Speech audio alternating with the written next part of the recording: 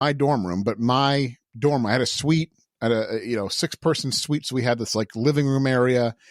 And at the time, I had my Nintendo 64 out in the common area, and my roommates all loved playing No Mercy for some fucking reason. We would always have Royal Rumbles. Like everyone would get together. We'd have 4 controllers and 4 people would play in a Royal Rumble all together. And No Mercy was the cartridge in the N64. This guy looks down, sees it, looks back to me, and he says, "You a fan?" Yep. And now we recommend, because wrestling is so socially isolating, and because wrestling therefore is that much more likely to breed socially awkward people, that when you encounter wrestling fans in the wild, or even more importantly, potential lapsed fans, fellow listeners of the pod, you might say to him or her, "You a fan?" Oh, yes. And we've gotten that, and we've heard others have done that, and it's an icebreaker for people that don't have a whole lot of icebreakers in their repertoire. So we're proud of that. As you should be. As you should be. It's worked for me on several occasions. See what I mean? Yep. This is all interesting. And the rest, as they say, is history. But I do want to kind of talk about that history just a little bit. One piece of that history in particular. You guys, for the uninitiated, Emerson is how would you describe it? An arts communication school, very liberal arts focused, a lot of theater majors, a lot of artsy fartsy types. Am I right in describing it that way, or am I being too flippant? Well, it might sound when you say that like it's a fine arts school, like there's painters going there, but it's not. It's more like it depends. What is your brush? Shut the fuck up. Jesus Christ. That's the thing. The Emerson never leaves you, even if you leave the Emerson. Yeah, that is the truth. But no, it's mostly communication driven and visual medium driven, and audio too. So it's more people that are looking to work in production on the media side, and or creative industries like, writing, literature, and publishing types. But it doesn't produce a whole lot of like pure like fine arts focused types. It's more like the hard try, like picture the PA on Good Morning America. You know what I mean? It definitely is. It's a practical, dirty version of it, of like communications school. Yeah. What was wasn't it like people aren't loafing about hoping to somehow make a living smoking cigarettes and throwing paint at a canvas. They're all very competitive and all trying to get Sony internships or whatever the fuck. No, I didn't get that one. Almost got Universal, but that's a whole dark story. I'm sorry, I cut you off there. I think the tagline when we were, or the mission statement for the school when we were there, wasn't it like expression necessary to evolution? Come on now. Expression is necessary to evolution. Now, so is steroids, as we learned in 02, 03, and 04. That's true. Steroids. It's a mystery. Yeah, that's one thing for sure we can say. Yes, evolution is a mystery. Yeah, so that's how I describe it, Gabe. I mean, it was, and plus, with a really steady, strong dose of hipsterism, like kind of insufferable, like don't take a shower as a badge of honor. And then go outside in public and smoke cigarettes out front in your fucking pajama pants. Yeah, very moody, very, very much broadcasting how much you don't care. I mean, there definitely are. There are probably it's in a way like high school, because you definitely had your cliques. They weren't necessarily around. They weren't discriminating, but you definitely knew who was who. Like you knew the broadcast journalism major from the film student, from the acting student, from the theater design student to the print journalism student. And like, you knew who these fucking people were just by seeing them. You're like, oh, I know what you do. I know what you are. And what was kind of fun was being in my position, because I was on the print and multimedia journalism side, because I met this guy. I was able to kind of run with the film kids a little bit and get kind of like what they're about. And I'd end up basically doing acting against my will for JP's films.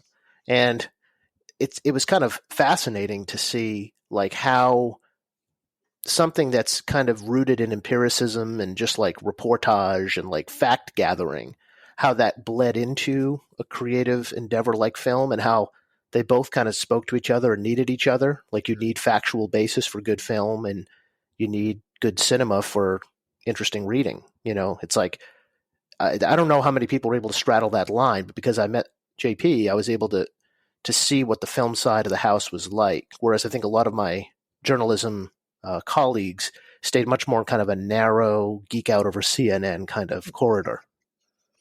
Well, it's interesting that you speak to that as we transition into the next question I have for you, almost as if you podcast professionally. I happen to be doing some research on the two of you, and I've been listening for 7 years, the entirety of the run. But I found something new today, which is what I never expected to. Talk to me about Sancho Nightly News. Oh, Jesus. Oh, my God.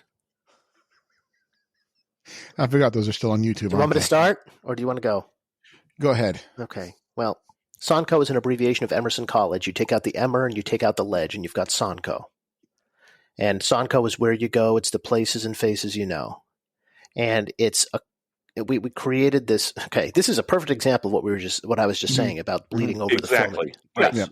So we both get the work study campus jobs at the TV depot for the broadcast students. So they come in and they'd rent out television equipment from us and the other things they need to do their assignments and their projects.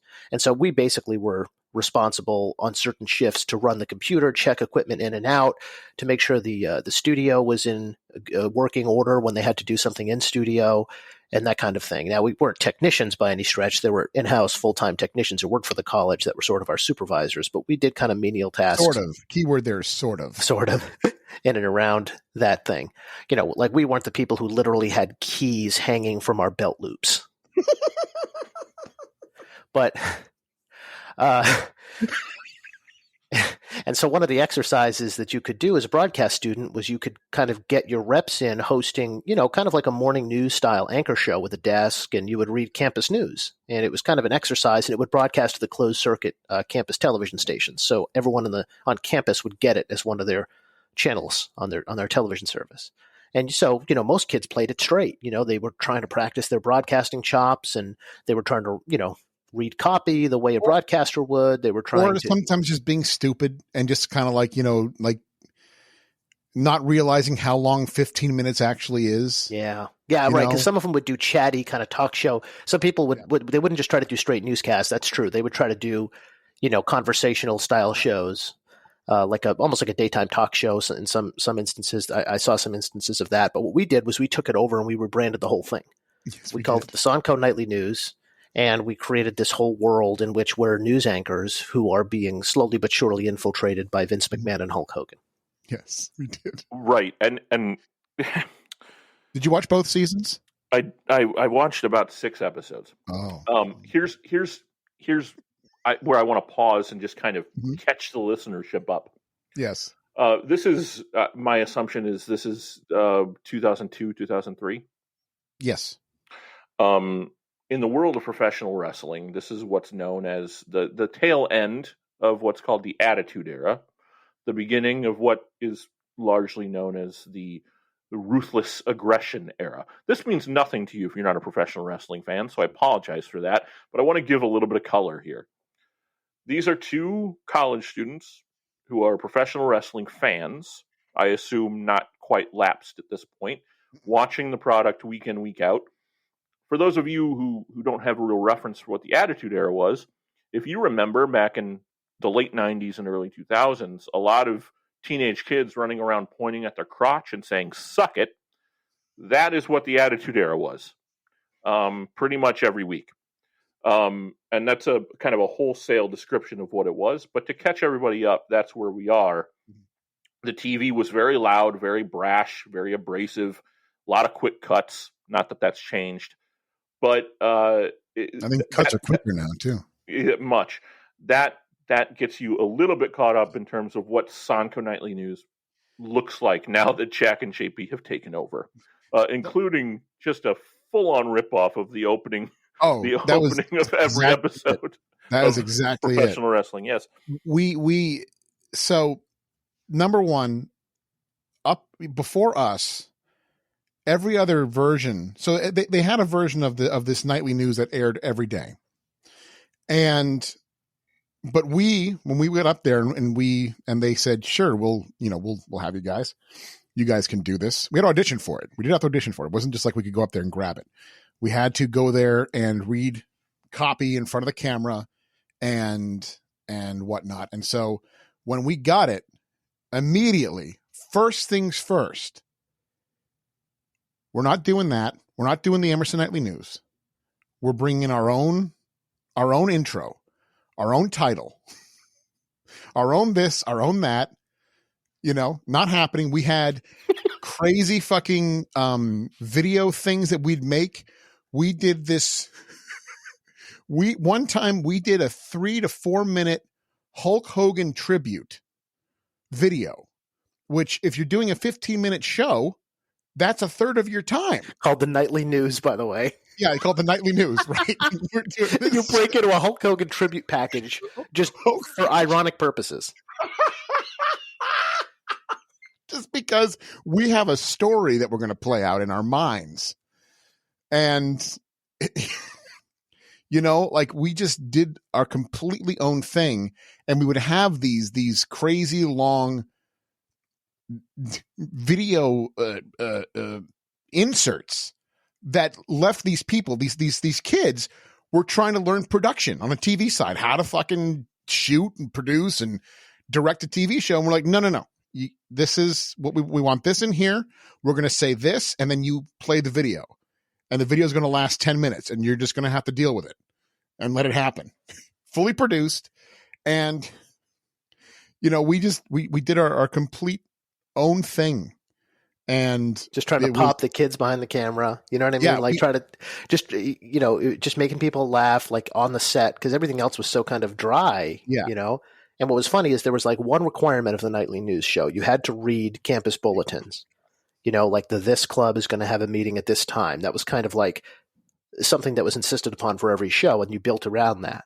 And so we would literally just – Which the ones on YouTube have been cut out. I cut them out because they were so – I didn't like – Right, yeah. They don't really fit to the show. But it was so pro forma. We would just build all of these storylines and all these zany characters into the show, and then we'd stop hard in the middle of it and just read the news. Like we were just straight presenters on the BBC with a smirk on our face, but we do it. Tongue in cheek and know that we're slaves, right? As well as the we're slaves as well as the slave owners. I mean, if you've ever heard an announcement of a campus get together read as if it were a fatwa, then you know what it's like to hear JP read the news. Oh God! It's for folks of a certain age, it's kind of a mix between SCTV.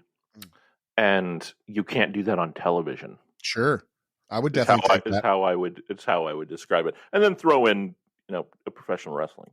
Well, because then we came up after a couple episodes. We came up with a storyline.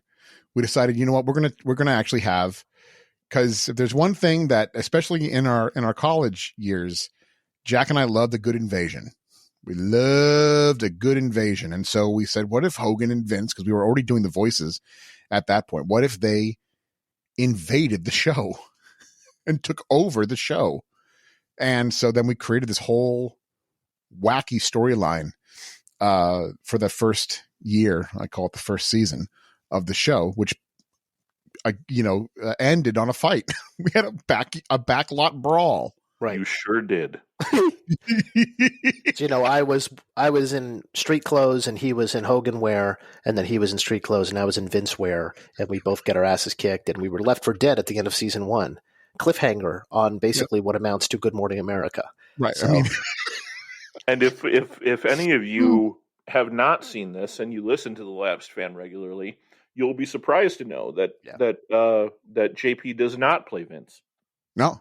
That was a huge twist when we started doing the imitations on the air. People that might not know, part of what the Lapsed Fan brings is not just, meticulously researched history into the event we're talking about, but the boss man and then sometimes I'll jump in too. But the boss